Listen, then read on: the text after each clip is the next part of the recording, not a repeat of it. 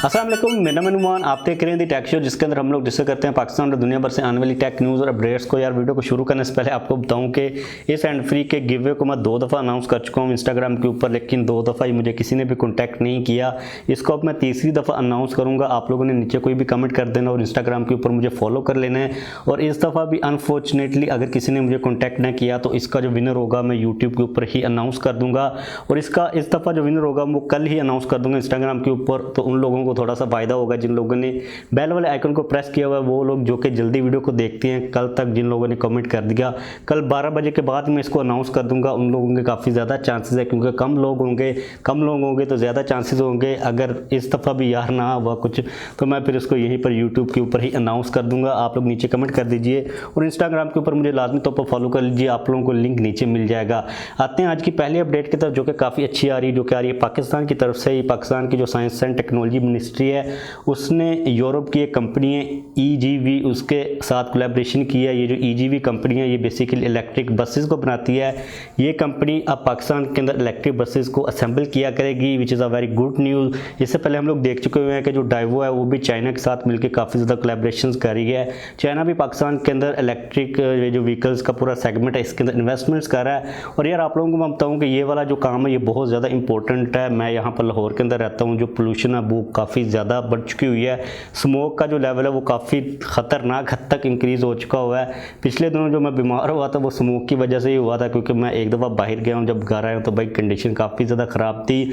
और ये जो पब्लिक ट्रांसपोर्ट का पूरा मैकेनिज्म है जिसको गवर्नमेंट ओन करती है, यानी कि जो गवर्नमेंट की ट्रांसपोर्ट होती है, ये बेस्ट एक स्टार्ट है जहाँ से हम लोग इलेक्ट्रिक व्हीकल्स के ऊपर स्विच हो सकते हैं। क्योंकि इनके जो पूरे सेगमेंट्स होते हैं, इनके जो रूट्स होते हैं वो फिक्स होते हैं, वहाँ पर हम लोग चार्जिंग स्टेशन को लगा सकते हैं। अब गवर्नमेंट इसके बारे में सोच रही है तो हमें उन चीज़ों को अप्रिशिएट भी करना चाहिए जो कि गवर्नमेंट अच्छी कर रही है, क्योंकि हम लोग गवर्नमेंट को क्रिटिसाइज तो करते ही रहते हैं। और एक चीज़ मैंने नोटिस किया कि ये जो हमारी साइंस एंड टेक्नोलॉजी मिनिस्ट्री है ये काफ़ी ज़्यादा एक्टिव चल रही है। इसके जो चेयरमैन है फवाद चौधरी, वो काफ़ी अच्छी कोशिश कर रहे हैं। उन्होंने इलोन मस्क को भी ट्वीट की थी कि पाकिस्तान के अंदर इलेक्ट्रिक आप अपनी जो गाड़ी है उसको असेंबल कर लें, लेकिन उन्होंने कोई आई थिंक रिप्लाई नहीं किया। लेकिन इनकी जो एफर्ट है वो काफ़ी ज़्यादा अच्छी थी। उसके बाद अगली न्यूज़ यहाँ पर आ रही है, ये काफ़ी ज़्यादा इंटरेस्टिंग है। अब सैमसंग के 2 ट्रेडमार्क सामने हैं पिछले एक वीक के अंदर, जिनका नाम है ब्लेड, यानी कि सैमसंग ब्लेड के नाम से। एक था ब्लेड डिस्प्ले और दूसरा था ब्लेड बेजल। अब यहाँ पर अगर आप लोगों को मैं थोड़ा सा सिंपली ज़ुबान के अंदर अंडरस्टैंड करवाने की कोशिश करूँ कि ये जो ब्लेड है ये बेसिकली है क्या, इन ट्रेडमार्क्स के मतलब क्या हैं, तो वो तो एग्जैक्टली तौर पर कन्फर्म नहीं है। लेकिन जो आइडियाज़ लगाए जा रहे हैं वो यही कहे जा रहे हैं कि भाई सैमसंग इस दफ़ा फ्लैट डिस्प्लेस को यूज़ करेगा और जो हमें फ्रेम मिलेगा गैलेक्सी S21 सीरीज़ के अंदर वो iPhone 12 की तरह ही फ्लैट मिल जाएगा, यानी कि उसी तरह आप लोगों को प्लेन और नीट और क्लीन बॉडी मिल जाएगी। इसके बारे में इंस्टाग्राम के ऊपर आप लोगों के साथ ऑलरेडी प्रेडिक्शन कर चुका था कि दूसरी स्मार्टफोन कंपनीज फ्लैट फ्रेम के ऊपर स्विच हो जाएंगी, लेकिन ये चीज़ मैं एक्सपेक्ट नहीं कर रहा था कि इतनी जल्दी वो भी सैमसंग अपनी सबसे लेटेस्ट फ्लैगशिप सीरीज़ S21 के अंदर इसको यूज़ कर सकती है।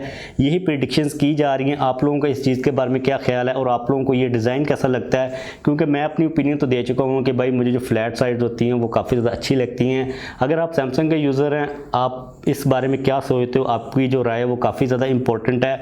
उसके बाद एक और काफ़ी क्रेजी न्यूज़ आ रही है जो कि आप लोगों को आगे चल के मैं देता हूँ, लेकिन हम लोग मूव करते हैं अगली न्यूज़ के ऊपर, जो कि आ रही है हुआवे की तरफ से। हुआवे बैन के रिलेटेड न्यूज़ यहाँ पर ये आ रही है कि सैमसंग को लाइसेंस दे दिया गया अमेरिकन गवर्नमेंट की तरफ से कि वो हुआवे के साथ काम कर सकती है। यहाँ पर जो लाइसेंस दिया गया है वो जो सैमसंग का डिस्प्लेस वाला बिजनेस है उसको दिया गया, क्योंकि सैमसंग के काफ़ी ज़्यादा बिजनेसेस हैं। सैमसंग प्रोसेसर्स को भी बनाती है। यहाँ पर जो लाइसेंस मिला वो डिस्प्लेस वाला ही मिला है, जो कि मुझे लगता है काफ़ी एक अच्छी चीज़ है। क्योंकि अगर हम लोग मार्केट के अंदर देखते हैं तो सैमसंग के डिस्प्ले सबसे ज़्यादा बेस्ट हैं, और हुआवे अगर उन डिस्प्लेस को यूज़ करेगा तो हमें जो डिस्प्लेस की क्वालिटी मिलेगी वो काफ़ी ज़्यादा अच्छी मिल जाएगी। इससे पहले अगर हम लोग देखते हैं तो AMD और इंटेल को ऑलरेडी अमेरिका गवर्नमेंट की तरफ से लाइसेंस मिल चुका हुआ है।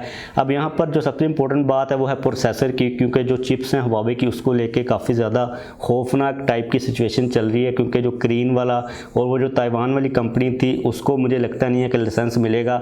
अब ये वाला जो लाइसेंस जाएगा या तो सैमसंग के पास जाएगा या फिर स्नैपड्रैगन के पास जाएगा, क्योंकि भाई अमेरिका को इस चीज़ की भी तो फिक्र है ना कि उन्होंने अगर लाइसेंस देना ही है किसी नॉन अमेरिकन कंपनी को, फॉर एग्जांपल सैमसंग को, तो उसके कंपैरेटिवली अगर सैमसंग के साथ स्नैपड्रैगन वाले भी लाइसेंस मांग रहे हैं तो उनके लिए तो यही बेनिफिशियल चीज़ है कि वो स्नैपड्रैगन को ही दें, क्योंकि वो अमेरिकन कंपनी है, ताकि जितना भी बिजनेस आए वो अमेरिका के अंदर ही आए। क्योंकि इसकी एग्जांपल हमें ये भी मिलती है कि अमेरिकन गवर्नमेंट ने इंटेल को लाइसेंस दे दिया हुआ था और बहुत सारी सारी जो कंपनीज़ हैं वो लाइसेंसेज के लिए अप्लाई कर रही हैं, और जो सिचुएशन है मुझे लगता है कि एक एक्सट्रीम के ऊपर जाकर अब वो नॉर्मलाइज ही होगी, उससे ज़्यादा ख़राब हो नहीं सकती, क्योंकि हर चीज़ के ऊपर तो पाबंदी लग चुकी हुई है। अमेरिका को चाहिए था कंट्रोल हुआवे के बिज़नेस का, कि कोई भी कंपनी हुआवे के साथ बिज़नेस करती है तो भाई हमारे थ्रू जाए, हमसे लाइसेंस लेकर जाए। वो चीज़ अमेरिका की हो चुकी हुई है। हमें कोई फ़र्क नहीं पड़ता कि सारी की सारी कंपनीज़ को लाइसेंस दे दे अमेरिका, जो कि अमेरिका की हों।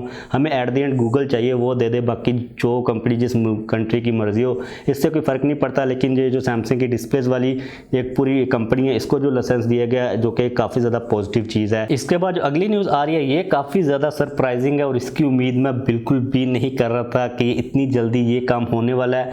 कोरियन मीडिया ये चीज़ रिपोर्ट कर रहा है कि सैमसंग गैलेक्सी S21 सीरीज़ के बॉक्सेस से चार्जर और हैंड फ्री को निकालने वाला है। सबसे पहले अगर कोई सैमसंग का फ़ैन देख रहा है या फिर आप उसको यूज़र कह लो, तो वो नीचे कमेंट्स के अंदर मुझे ये बताया कि उसको ये वाला जो रूमर है, ये वाली जो लीक है, ये किस किस्म की फील हो रही है। और मैं आपको बताऊँ टू बी ऑनेस्ट कि मैं ये चीज़ टोटली तौर पर एक्सपेक्ट कर रहा था। लोग थोड़े से जज्बाती हो गए थे आईफोन के केस के अंदर कि एप्पल ने ये काम क्यों किया है। लेकिन अगर आप लोग देखते हो ओवरऑल स्ट्रेटजीज़ को जो कि स्मार्टफोन कंपनीज़ के माइंड के अंदर चल रही होती हैं, तो मेरे माइंड के अंदर इस चीज़ को अब्जॉर्ब करना या फिर इमेजिन करना कि दूसरी कंपनीज भी ये करेंगी, इतना कोई ज़्यादा खास डिफ़िकल्ट नहीं था। अभी काफ़ी बड़े बड़े मीडिया आउटलेट्स इस चीज़ को हाईलाइट कर रहे हैं। अब भी इसके बारे में क्या बात करें कि जो एप्पल था उसका मजाक सैमसंग ने काफ़ी ज़्यादा उड़ाया था जब अभी रिसेंटली चार्जर को निकाला था। उससे पहले अगर हम लोग देखते हैं जब एप्पल ने हेडफोन जैक को निकाला था, तो उस वक्त भी सैमसंग के साथ दूसरी स्मार्टफोन कंपनीज ने काफ़ी ज़्यादा मजाक उड़ाया था। लेकिन एट द एंड सैमसंग ने भी हेडफोन जैक को निकाल ही दिया था।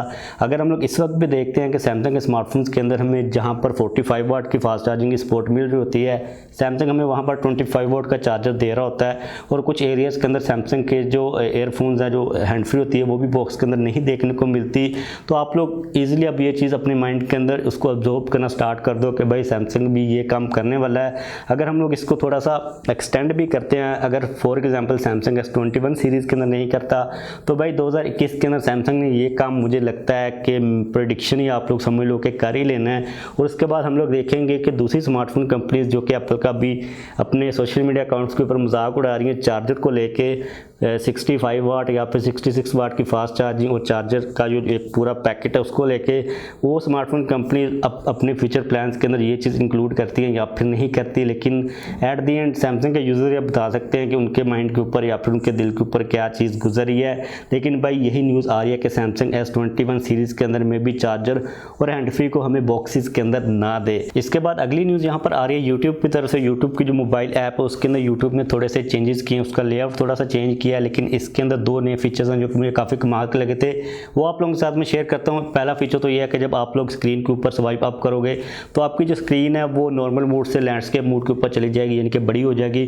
और जब आप लोग उसके ऊपर स्वाइप डाउन करोगे तो आपकी जो स्क्रीन है वो नॉर्मल मोड के अंदर आ जाएगी, जो कि मुझे लगता है काफ़ी एक हैंडी फीचर है। क्योंकि अगर हम लोग नॉर्मली देखते हैं इस वक्त तो हमें साइड के ऊपर वो जो छोटा सा होता है, वो जो एक 4 साइडें बनी होती है, वहाँ पर क्लिक करना पड़ता है, तो वो एक्यूरेटली हो भी नहीं रहा होता। उसके अलावा एक फीचर काफ़ी अच्छा है कि आपको इसके अंदर बेड टाइम का ऑप्शन मिल जाएगा कि यूट्यूब के ऊपर आप लोग आई थिंक के टाइम को सेटअप कर सकोगे। जब आपका सोने का टाइम होगा तो आपको नोटिफिकेशन आ जाएगा कि भाई सोने का टाइम हो गया, वीडियोस को बंद करो। लेकिन मुझे लगता है कि इसके ऊपर कोई अमल तो करेगा नहीं कि यूट्यूब की किसने माननी है। लेकिन ये वाले दो फीचर मुझे काफ़ी ज़्यादा कमाल के लगे थे। उसके अलावा जब आप लोगों को अपडेट आएगी तो आप लोग उसको डिटेल के अंदर चेकआउट कर सकोगे। इसके बाद अगली न्यूज़ यहाँ पर आ रही है वीवो की तरफ से। भाई वीवो का जो OS है फन टच OS, वीवो उसको थोड़ा सा चेंज करने लगा, उसका पता नहीं नाम ही बदलने लगा या फिर उसको ऑल द वे चेंज करेगा। कहा यह जा रहा है कि वीवो उसको फन टच OS से ओरिजिन OS के नाम के ऊपर कन्वर्ट करेगा। इसके अंदर वीवो क्या चेंजेस करेगा, कितना ज़्यादा उसको इंप्रूव करेगा या फिर उसका जो लेआउट होगा हमें किस किस्म का मिलेगा, लेकिन अभी तक यही न्यूज़ आ रही है कि वीवो उसको चेंज करने वाला है। तो बस आज के लिए हमारे पास यही न्यूज़ और अपडेट्स आ रही थी यार। आप लोग नीचे कमेंट लाजमी तौर पर कर देना, इसको मैं देना चाह रहा हूँ। मैंने 2 दफ़ा अनाउंस किया विनर को, दोनों ने मुझे इंस्टाग्राम के ऊपर कॉन्टैक्ट नहीं किया। और वो लोग जो कि बेचारे मुझे फॉलो कर रहे होते हैं, वो देख रहे होते हैं स्टोरी को, उनका दिल दुख रहा होगा, उनके लिए काफ़ी अच्छा चांस है।